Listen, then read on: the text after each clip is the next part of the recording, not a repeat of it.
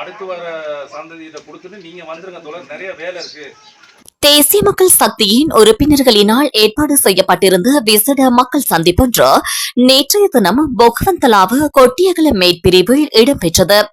குறித்து இந்நிகழ்வானது சமூக நல்லிணக்கம் மற்றும் ஒற்றுமையை வலுப்படுத்தும் நோக்கில் கொட்டியகல மேற்பிரிவு ஸ்ரீ முத்துமாரியம்மன் ஆலயத்தில் விசேட பூஜை நிகழ்வோடு ஆரம்பமாகியது. இதனைத் தொடர்ந்து மாலை 5 மணியளவில் கொட்டியகல மேற்பிரிவு புனித அந்தோனியார் ஆலய முன்றலில் குறித்த மக்கள் சந்திப்பு இடம்பெற்றது. முன்னதாக ஜனாதிபதி ஆனரகுமார திசாநாயக்க தோட்ட தொழிலாளர்களுக்கான அடிப்படை சம்பளமாக 200 ரூபாவை அறிவித்து வர்த்தமானி அறிவித்தலினூடாக விசேட வரவு செலவு திட்ட உரையை நிகழ்த்தியிருந்தார். இதனை அடிப்படையாக கொண்டே குறித்த நிகழ்வு ஏற்பாடு செய்யப்பட்டிருந்தது.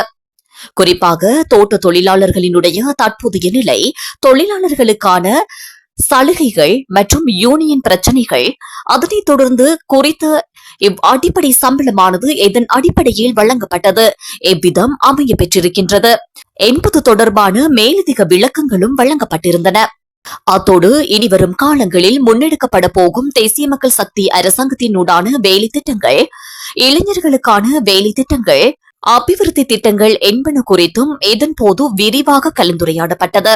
குறித்து இந்நிகழ்வில் கேம்பியன் ஓல்டி வட்டார அமைப்பாளர் செந்தில், நோர்வுட் பிரதேச சபையின் தவிசாளர் பதவிக்கு வேட்பாளராக போட்டியிட்ட முகமது ராசிக், பொகவந்தலாவ நகரத்தில் அமைந்திருக்கக்கூடிய தேசிய மக்கள் சக்தியின் காரியாலயத்தின் பொறுப்பாளர் லிங்கேஸ், கொட்டியகல மேற்பிரிவு தேசிய மக்கள் சக்தி கட்சியின் தலைவர் சிங்காரம் மைக்கேல் ராஜ், உபத்தலைவர் சந்தனம் செல்வகுமார், கொட்டியகல மேற்பிரிவு இளைஞரணி தலைவர் மெத்யூ மனோஜ் உட்பட பல உறுப்பினர்கள் மற்றும் பொதுமக்கள் ஆகியோர் கலந்து கொண்டிருந்தமையும் குறிப்பிடத்தக்கது.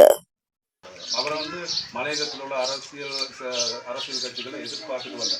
இது மக்கள் ஆட்சி, மக்கள் மனசுல இடம் பிடிக்கணும்னு சொன்னா அப்ப எந்த அளவு நாங்க வேலை செஞ்சு கஷ்டப்பட்டுப்பாங்க கட்சிக்குள்ள.